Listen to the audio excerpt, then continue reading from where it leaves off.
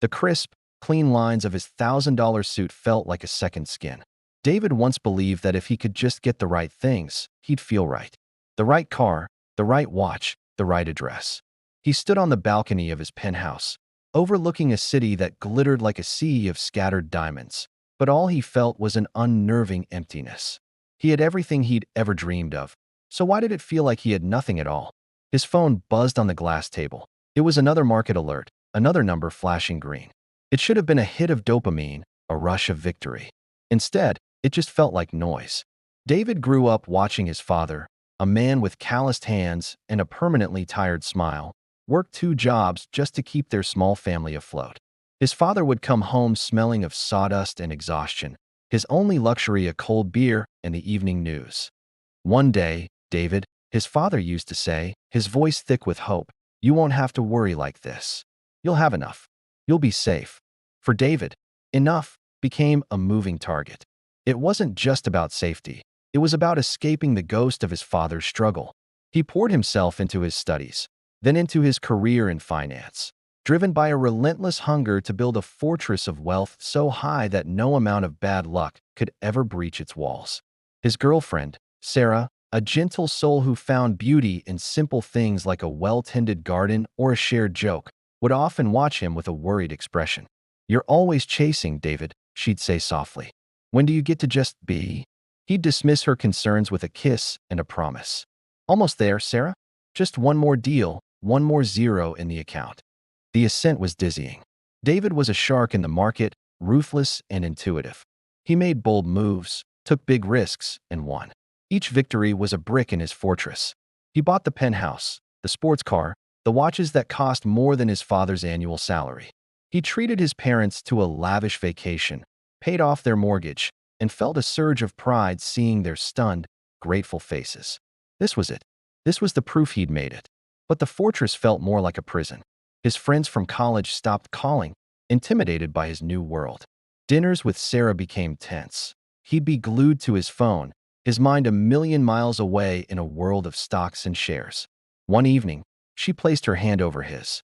"David, I miss you," she said, her voice barely a whisper. "You're here, but you're not." He didn't understand. He was providing, wasn't he? He was giving her a life he could have only dreamed of. "This isn't the life I want," she confessed, tears welling in her eyes. "I just want you." The conversation ended in a painful silence that stretched for days, then weeks. The market, once his playground, became a battlefield. A speculative investment, one he believed was a sure thing, began to unravel. He doubled down, convinced his instincts couldn't fail him. It was the classic gambler's mistake, chasing losses with bigger bets.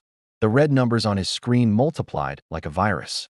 The market plunged, and his fortune, built over a decade of sleepless nights and sacrificed relationships, evaporated in a matter of weeks. The calls started coming, margin calls, angry investors, the bank.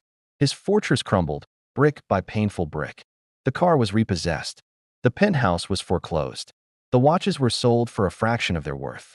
One evening, he found himself standing outside a modest apartment, the only place he could afford, holding a single cardboard box with the few possessions he had left. The phone in his pocket was silent. The market alerts had stopped. The money was gone. And so was everyone who had been drawn to its light. Sarah had left months before the crash, her quiet departure a premonition he had ignored. He was utterly, devastatingly alone. That night, sitting on the floor of his empty apartment, the silence was deafening. There were no numbers to check, no deals to chase. There was only him and the crushing weight of his failure. For the first time since childhood, David wept. The weeks that followed were a blur of shame and despair. He avoided his parents' calls, unable to face the man whose struggles he had sworn to escape, only to end up with less than nothing.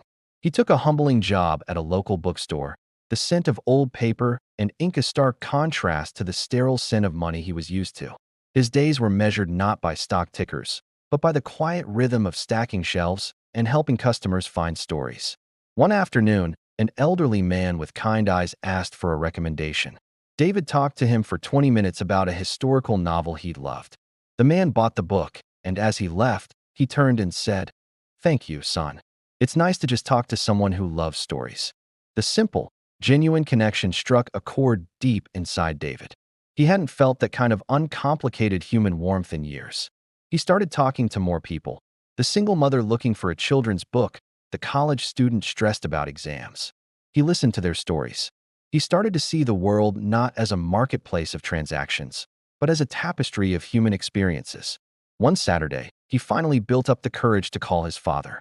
His voice trembled as he confessed everything. "I lost it all, Dad. I failed."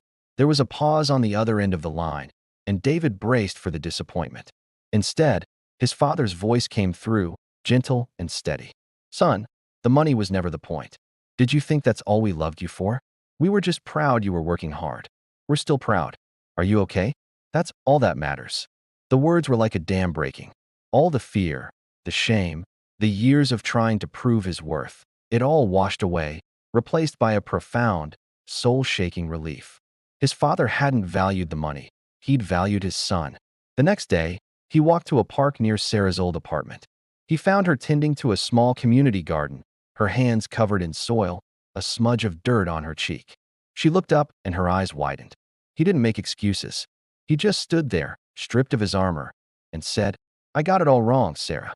I lost everything, and it was the best thing that ever happened to me. It made me find myself. I miss you." A slow smile spread across her face. "I've missed you too, David." Standing there in that garden, with the smell of earth and blossoms in the air, David finally understood. Wealth wasn't about the numbers in an account. It was the richness of your connections. It was the quiet pride in his father's voice, the warmth of a stranger's gratitude, the love in Sarah's forgiving eyes. True wealth was a currency of the heart, measured in moments of genuine human connection. He had chased a fortune and ended up bankrupt, but in losing all his money, he had finally discovered what it meant to be truly rich. The life he built now was simpler, quieter, but infinitely more valuable. He didn't have a penthouse, but he had a home. He didn't have a portfolio, but he had a community. He had learned that you don't find security by building walls around your life, but by opening the door and letting people in. Thanks for watching. If this story resonated with you, please follow our channel for more tales that touch the heart.